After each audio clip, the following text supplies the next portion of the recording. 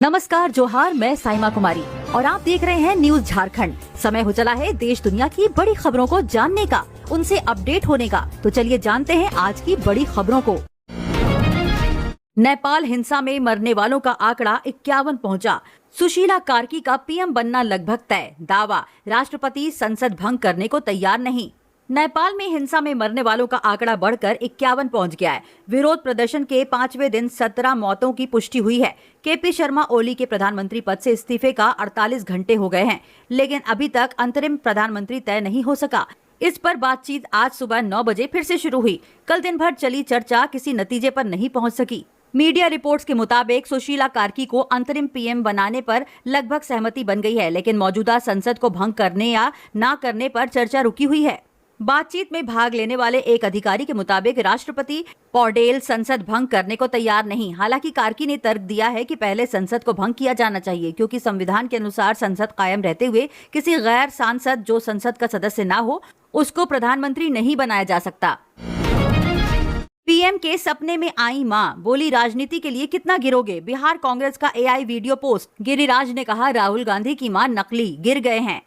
बिहार में वोट अधिकार यात्रा के दौरान पीएम नरेंद्र मोदी को मां की गाली देने पर मचे बवाल के बाद बिहार कांग्रेस ने अपने एक्स हैंडल पर एक एआई जनरेटेड वीडियो पोस्ट किया है। इस वीडियो के बाद बिहार में सियासी पारा चढ़ गया है। 36 सेकंड के एआई जनरेटेड वीडियो में पीएम मोदी से मिलते शख्स और उनकी दिवंगत मां हीराबेन से मिलती जुलती महिला को दिखाया गया है। वीडियो के कैप्शन में लिखा है, साहब के सपनों में आई मां, देखिए रोचक संवाद। गुरुवार रात शेयर हुए इस वीडियो में दिखाया गया है प्रधानमंत्री के सपने में उनकी मां आकर कह रही हैं कि राजनीति के लिए कितना गिरोगे। भाजपा ने इस वीडियो को प्रधानमंत्री और उनकी मां के खिलाफ आपत्तिजनक बताते हुए कांग्रेस पर हमला किया है। बीजेपी का आरोप है कि कांग्रेस ने राजनीतिक बहस का स्तर गिराकर सारी हदें पार कर दी हैं। शिक्षा विभाग के अफसर की बिहार से नोएडा तक प्रॉपर्टी। पूर्णिया में कोठी, मुजफ्फरपुर में मार्केट कॉम्प्लेक्स, अररिया में प्लॉट, पत्नी के नाम 50 लाख की एफडी। बिहार में एजुकेशन डिपार्टमेंट के regional deputy director Virendra Narayan ने अपने ससुराल पूर्णिया में करोड़ों की प्रॉपर्टी बनाई है। पूर्णिया में वीरेंद्र नारायण की कोठी को लोग व्हाइट हाउस के नाम से जानते हैं। कोठी 1 बीघा जमीन पर बनाई गई है, जिसकी कीमत 5 करोड़ रुपए से अधिक बताई जा रही है, जिसमें बड़ा सा गार्डन, 10 से 12 बेडरूम। इसके अलावा पत्नी के नाम से 4 शहरों में करोड़ों की जमीन खरीदी है, जबकि करोड़ों रुपए की दुकान, मकान और कॉम्प्लेक्स बनवाया है। वीरेंद्र नारायण के ठिकानों से 14 लाख नगद और पत्नी के 29 लाख के सोने चांदी के जेवरात समेत कई प्रॉपर्टी के कागजात मिले। साथ ही पत्नी स्नेहा निधि के नाम से अलग अलग बैंकों के खाते और करीब 50 लाख एफडी में निवेश के कागजात भी मिले। प्राथमिकी के अनुसार वीरेंद्र नारायण ने सरकारी सेवा के दौरान वेतन और अन्य वैध आय की तुलना में करीब 3 करोड़ 75 लाख अवैध संपत्ति अर्जित की है। गर्दन पकड़कर महिला को उठा ले गया बाघ, जिंदा खा गया। बेतिया में गांव से 500 मीटर दूर मिला सिर्फ पैर का टुकड़ा, जंगल में खून के निशान।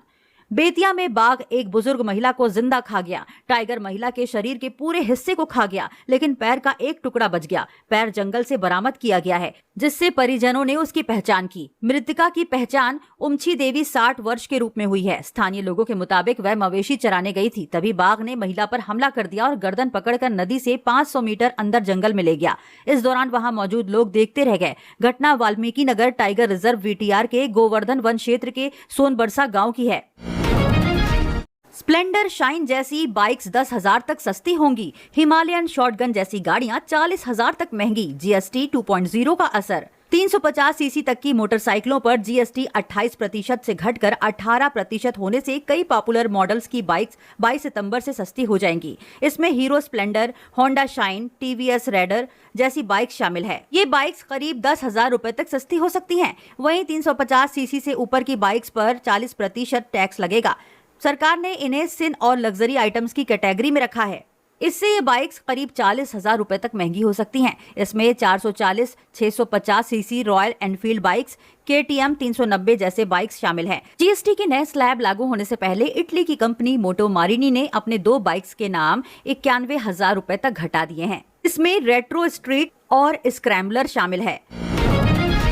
पटना में 12 साल की नाबालिग से रेप। मां बोली स्कूल से लौटी तो ड्रेस पर खून था। आरोपी ने कहा प्रेग्नेंट हुई तो एबॉर्शन करवा दूंगा। पटना में 12 साल की नाबालिग छात्रा से रेप का मामला सामने आया है। बच्ची की मां और नानी ने बिहार राज्य महिला आयोग में मामले की शिकायत की है। आयोग को दी गई शिकायत में मां ने बताया, 8 सितंबर को मैं 7 बजे सुबह अपनी बच्ची को स्कूल छोड़कर आई। जब मेरी बेटी वापस घर आई तो उसकी स्कूल ड्रेस पर खून लगा था। पूछने पर उसने बताया कि 34 साल के नीलमणि ने उसके साथ रेप किया है। साथ ही कहा कि अगर प्रेग्नेंट हो जाओ तो मुझे बताना, मैं तुम्हारा एबॉर्शन करवा दूंगा। यह मामला पटना के कंकड़बाग का है। बच्ची 7वीं की छात्रा है और मूल रूप से नालंदा के नगर नौसा थाना क्षेत्र की रहने वाली है। पुलिस ने कार्रवाई करते हुए 3 युवकों को गिरफ्तार किया है। 16 सितंबर से बिहार अधिकार यात्रा पर निकलेंगे तेजस्वी। 11 जिलों में लोगों से करेंगे संवाद। टोपी पहनकर चादर चढ़ाने दरगाह पहुंचे लालू यादव। बिहार चुनाव की तारीखों के ऐलान से पहले राजनीतिक बयानबाजी का दौर तेज हो गया है। सत्ता पक्ष और विपक्ष बयानों के जरिए एक दूसरे को घेर रहे हैं। बीजेपी सांसद अनुराग ठाकुर ने कहा कि जिसने राम का अपमान किया उसे आरजेडी ने अपने मंच पर जगह क्यों दी। इधर लालू यादव मौके पर पटना हाईकोर्ट दरगाह पहुंचे और चादर चढ़ाई। बिहार विधानसभा चुनाव से पहले नेता प्रतिपक्ष तेजस्वी यादव बिहार अधिकार यात्रा पर निकलने वाले हैं। तेजस्वी की यात्रा 16 सितंबर से जहानाबाद से शुरू होगी और 20 सितंबर को वैशाली में खत्म होगी। यात्रा के दौरान तेजस्वी यादव लोगों से संवाद भी करेंगे। जहानाबाद से शुरू होकर नालंदा, पटना, बेगूसराय, खगड़िया, मधेपुरा, सहरसा, सुपौल, समस्तीपुर, उजियारपुर से होते हुए वैशाली में खत्म होगी। भाजपा सांसद अनुराग ठाकुर ने कहा कि जो व्यक्ति तमिलनाडु के मुख्यमंत्री एमके स्टालिन भगवान राम को नहीं मानते, वे राम मंदिर निर्माण के खिलाफ थे और उनके बेटे ने सनातन धर्म के बारे में जो बयान दिए उससे सनातन धर्म का अपमान हुआ। कांग्रेस और आरजेडी ने उन्हें अपने मंच पर जगह क्यों दी, बिहार की जनता यह जानना चाहती है। नेपाल से पिंडदान करने गया जी आने वाली 100 बसें कैंसिल। यात्री बोले पता नहीं बस में कहां आग लगा दें। 30,000 लोग यहीं ठहर गए। नेपाल में हिंसा जारी है, वहां जाना खतरे से खाली नहीं है। कब किसकी गाड़ी में आग लगा दी जाएगी पता नहीं। रास्ते चलते उपद्रवी तोड़फोड़ कर रहे हैं। ये कहना है नेपाल से गया जी में पितृपक्ष मेले में भाग लेने आए नेपाल के श्रद्धालु शंकरानंद का।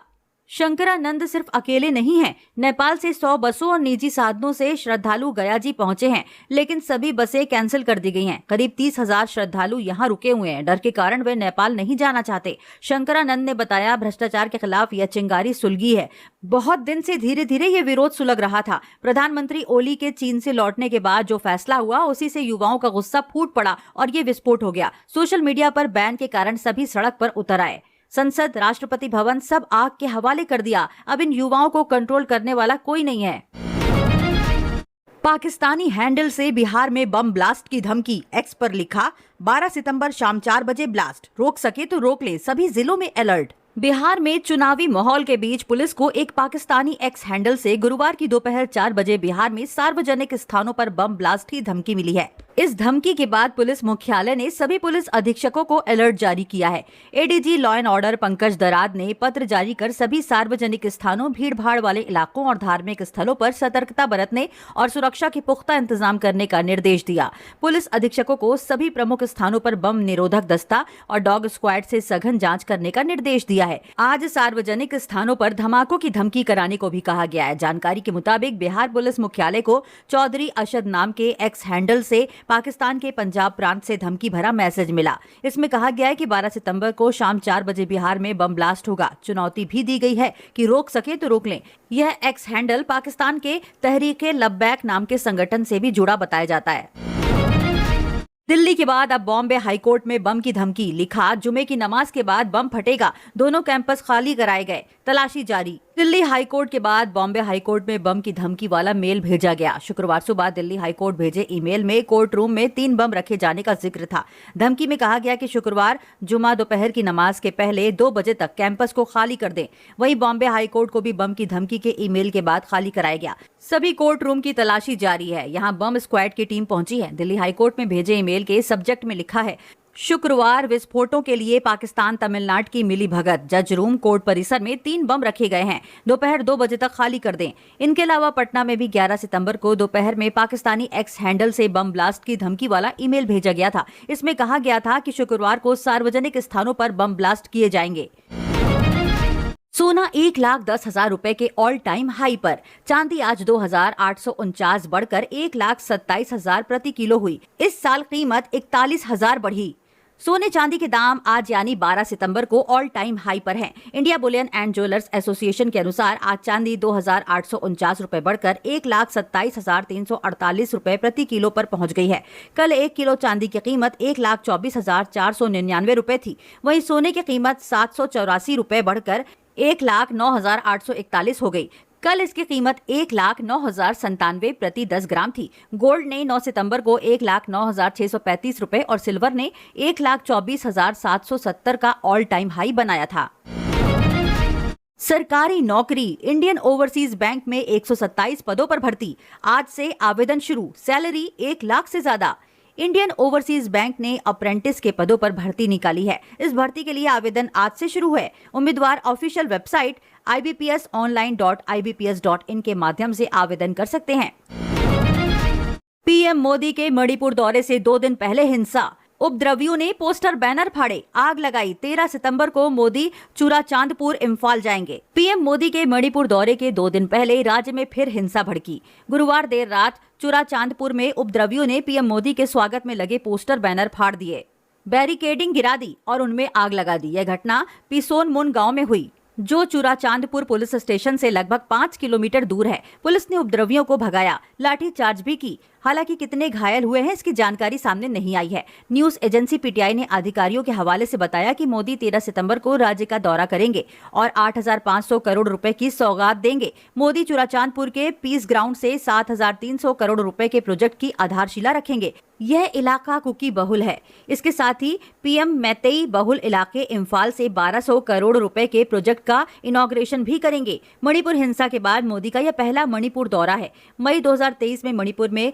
मैतेई और कुकी समुदायों के बीच जातीय हिंसा शुरू हुई थी। इस हिंसा में अब तक 260 से ज्यादा लोगों की मौत हो चुकी है और हजारों लोग बेघर हो गए हैं। मणिपुर में 13 फरवरी से राष्ट्रपति शासन लागू है। सिक्किम में लैंडस्लाइड, 4 की मौत। आगरा में 40 गांव डूबे। हिमाचल में बाढ़ बारिश से अब तक 380 की मौत।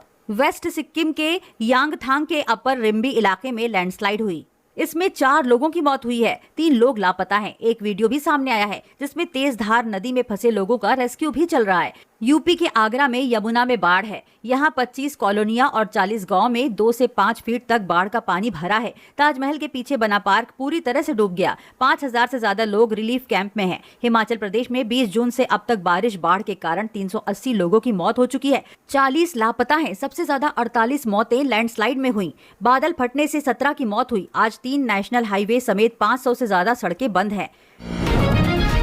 सीपी राधाकृष्णन भारत के 15वें उपराष्ट्रपति। सितंबर 2030 तक होगा कार्यकाल। इस्तीफा देने के 53 दिन बाद दिखे जगदीप धनखड़। नवनिर्वाचित उपराष्ट्रपति चंद्रपुरम पोन्नुस्वामी राधाकृष्णन ने 15वें उपराष्ट्रपति पद की शपथ ली। राष्ट्रपति भवन में राष्ट्रपति द्रौपदी मुर्मू ने राधाकृष्णन को शपथ दिलाई। राधाकृष्णन का कार्यकाल 11 सितंबर 2030 तक होगा। इस दौरान पीएम मोदी, गृह मंत्री अमित शाह, रक्षा मंत्री राजनाथ सिंह समेत कई राज्यों के मुख्यमंत्री शामिल हुए। पूर्व उपराष्ट्रपति हामिद अंसारी और वेंकैया नायडू भी समारोह में पहुंचे। इस्तीफा देने के 53 दिन बाद पूर्व उपराष्ट्रपति जगदीप धनखड़ भी किसी सार्वजनिक कार्यक्रम में नजर आए। धनखड़ ने 21 जुलाई को हेल्थ इश्यू के कारण इस्तीफा दिया था।